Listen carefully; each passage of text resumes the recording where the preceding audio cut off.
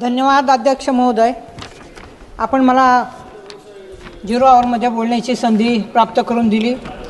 अध्यक्ष महोदय, माझ्या धुळे लोकसभा मतदारसंघामध्ये कसमादे आणि खान्देश भागामध्ये कांदा उत्पादक आणि कपाशी उत्पादक शेतकरी मोठ्या संकटात सापडलेला आहे, अतिशय हवालदिल झालेला आहे। याचं कारण म्हणजे कांद्याला भाव नाही आहे।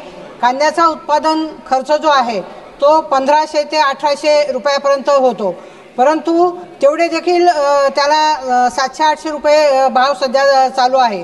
माझी आपल्याला या ठिकाणी विनंती आहे की स्वामीनाथन समितीच्या शिफारशीनुसार MSP प्रमाणे कांद्याला कमीत कमी 3000 रुपये हमी भाव हा उपलब्ध करून द्यावा।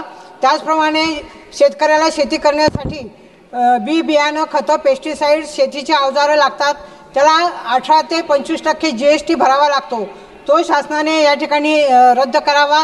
वाढत्या आत्महत्या रोखण्यासाठी अध्यक्ष महोदय संपूर्ण कर्जमाफी ही शासनाने द्यावी, कारण शेतकरी हा खऱ्या अर्थाने आपण म्हणतो की भारत हा कृषी प्रधान देश आहे, पण त्या शेतकऱ्याला खऱ्या अर्थाने प्रदान करण्यासाठी सर्वतोपरी प्रयत्न हा शासनाच्या माध्यमातून या ठिकाणी झाला पाहिजे अध्यक्ष महोदय। त्याचप्रमाणे आयात निर्यात धोरण जे आहे ते देखील अस्थिर झालेलं आहे।